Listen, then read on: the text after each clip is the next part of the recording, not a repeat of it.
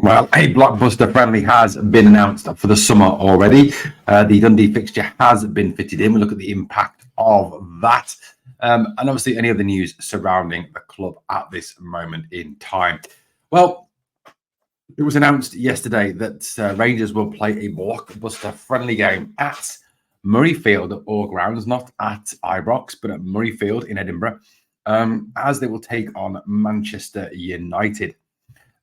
Ten Hag, if he is still their manager, obviously there is debate over that, will bring his Manchester United side north of the border to take on Rangers at the Scottish Rugby National Stadium.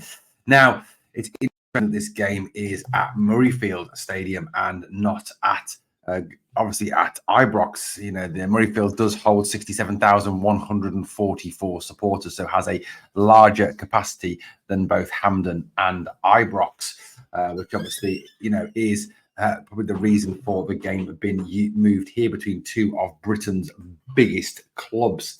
Now, the fans of both Manchester United and Rangers will be at opposite ends of Murrayfield for this game to make it to, you know, as kind of the, you know, as realistic as possible, kind of like a European tie in a way.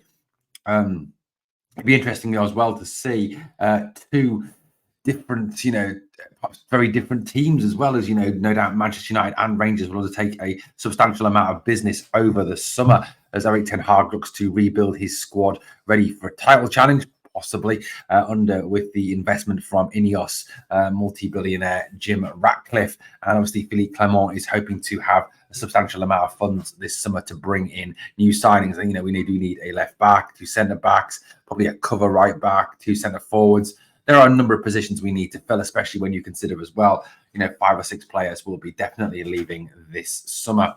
Now, you know, the fact that Murrayfield can fit an extra 17,000 fans, it is good news. It means that, you know, there will be, you know, a substantial number of fans and opportunities for a substantial amount of fans of both Manchester United and Rangers to purchase tickets. Now, according to what has been kind of put together by the organisers of this friendly, Manchester United have been nominated in a way the home side, rather bizarrely, with this game taking place in Edinburgh, and will have Murrayfield's south stand.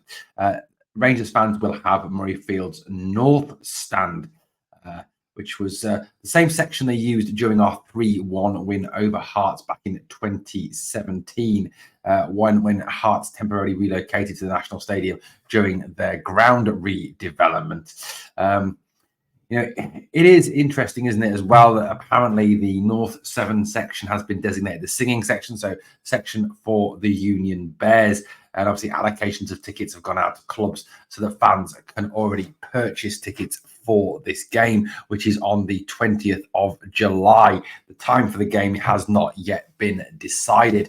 But this is a, you know, a really mouth-watering friendly game for Rangers fans and for Manchester United fans, as well, as two of Britain's heavyweights, two of Britain's biggest clubs go head to head. Now, obviously, yes, it is a friendly game, and obviously there will probably not be the intensity or the players, some of the players perhaps on display that there may have been if this was a European tie, for example. But it certainly is a good warm-up and a good test for Rangers, you know, when we build up towards the new season, to be taking on an English Premier League club with all the vast resources they have. You know, a very exciting game. And, you know, personally speaking, I absolutely hate Manchester United and genuinely hope that we know we can get one over on them and beat them.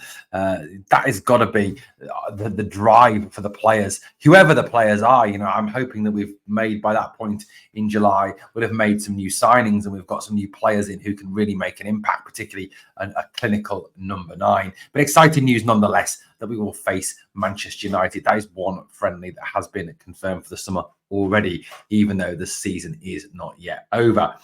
Now, with the split upcoming, there was a pressure on the league to get the Dundee game put into the fixture list and to get it organised and ready to go before that split takes place. And obviously then we've got the fascination of the post-split fixtures. Who will we take on? When will the games happen? In what order will they happen? Etc, etc. However, the 4 pre-split league fixtures have been confirmed, with obviously the 21st of April being the semi-final against Hearts.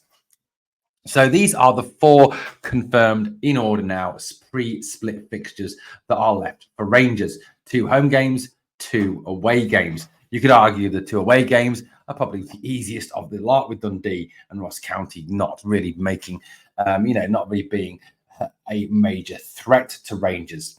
So on Saturday the 30th, once normal, proper, real football resumes, we will take on Hibernian at Ibrox. And a repeat of Philippe Clement's first game for the club. Interesting to see who is available. Obviously, the hope is that all the players who have gone on international duty, I think it's about 8 that have headed out, that they all return fit, healthy and ready to go for that game, which is a 3 o'clock kickoff on a Saturday when God intended football to be played. The big game obviously follows the next Sunday on the 7th of April at midday, a midday kickoff. To limit the amount of beer that gets drunk, obviously.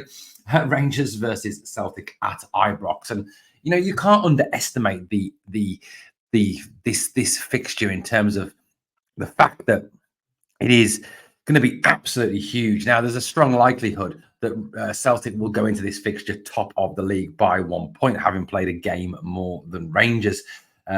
Conspiracy theorists out there, and certain groups of Rangers fans have already surmised.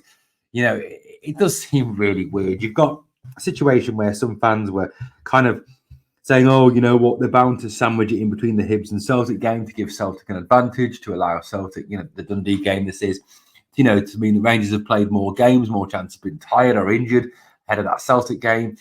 Now that it's been confirmed it's after the Celtic game, you've got some Rangers fans going, oh, well, they're always going to do that because, they wanted Celtic to be top going into the Old Firm.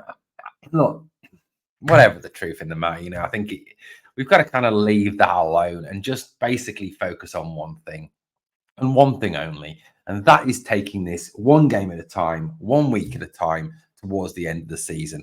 And look, at the end of the day, no matter when these fixtures are played, it is in our hands now. It is all in our hands now. We win all our remaining games, we're champions. End of story. There's nothing they can do about that. There is absolutely zero they can do about that, especially as it would give us about an 8-point lead over them anyway if we beat them 2 more times. Now, the game on the 7th of April is absolutely massive, with it being the 2nd fixture at Ibrox, the 4th fixture obviously likely to be at Parkhead. So, for me, this is not a game we look at drawing. This is not a game where a draw will be good enough. And I know some fans may think that way because of the fact that we'll be 2 points clear if we win our game in hand. Etc, etc. But for me, the fact we've lost the 2 Old Firms so far this season, obviously the defeat at Parkhead, which was unlucky given the fact we had the higher XG in that game, more chances. There was the penalty decision. You can debate the offside around that all you want. Then the game earlier in the season when Michael Beale fucked it up, basically. We need to win this. We need to lay down a marker. We need to overcome that mental block that seems to be present in place since season 55, that we can't beat them, that they've got up hand on us, that there's something sort of voodoo power over us. We've got to put that to one side. And for me, it's absolutely vital we win that game on the 7th of April. A draw to me is just not acceptable. It is not good enough. We need to put them to the sword. This is a piss poor Celtic team. This is a Celtic team that is not the machine that Ange Postecoglou had founded last season and the season before. This is not that same team. This is a team that has weaknesses, that has problems. Yes, they will have players back, likely. Tate maybe went back, and Cameron Carter-Vickers will be back. But it is still a team that is beatable, eminently beatable. We've seen that this season. Rangers need to get over their recent crappy form. And I know you might say, well, what crappy form? Well, we've lost to Motherwell, lost to Benfica. Yes, we beat Hibs in the cup, but our last 3 games, it's 2 defeats and a win. That's a little bit of a fall off there. I mean, yes, those defeats have come against Benfica, which They are a substantially better side than us. They've got more money than us, bigger budget, etc., etc. The Motherwell game obviously is undebatable. It's just a disaster in terms of losing to Motherwell at Ibrox. But for me, it's getting back to winning ways, and it's really about focusing on making sure we lay down that marker. So the Dundee game takes place on the 10th of April at 8 o'clock. So that's in between the Old Firm and the Ross County game. Ross County away is the final pre-split fixture. Should be, again, an eminently winnable game. And for me, look, when we get to the 15th of April, we need to have taken 12 points. There is just no debating this. There is no discussion on this. We need to have taken 12 points from those 4 games. Anything else is just, quite frankly, not acceptable and not good enough for our club. 12 points would send us into the break, 5 points clear, would lay down a real clear marker, put them under an incredible amount of pressure, a massive amount of pressure. And that's something, that we need to do, something that we need to get in place. It really does need to be that victory. It has to be. There is literally no discussion around that. It has to be 4 victories, 12 points for Rangers coming out of those ties. Quite frankly, 10 is not enough. It has to be 12. Just got to be 12. That's it. That's pretty much what it's got to be. Now, Rangers obviously have players off on international duty this week, and obviously going towards that 30th of April, we've got to make, hopefully, all those players come back fully fit. Hoping as well that over this break, for some players, there is an opportunity to get players back, to get players fit again, to get players who have previously been injured. The Seamer's close to returning. It is talked about being sort of early April that he comes back.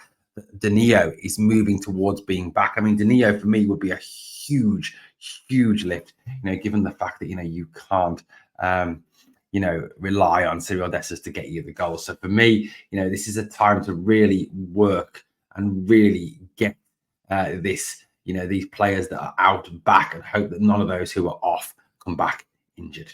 Well, guys, let me know what the stories that we've talked about this morning, this afternoon, or this evening, what you think in the comments down below. Look, it's the international break at this moment in time. There isn't a great deal of news surrounding the club, so we're trying to get as much sort of thought, opinion in, talking a little bit about what's going on, talking a little bit about giving opinions on this rather than stating news facts. We understand that this time it's a kind of tricky time, isn't it? So, there's no obviously league football to talk about, and we miss it, don't we? We miss it. We miss Rangers football. We miss league football. It's just not the same as it international football. So again, let me know what you think down in the comments below. Okay, on the way out, please, if you can smash the sub, obviously help the channel to keep on growing. And 2 things I always ask of you. Number 1, smash the like. And number 2, remember always, we are the people.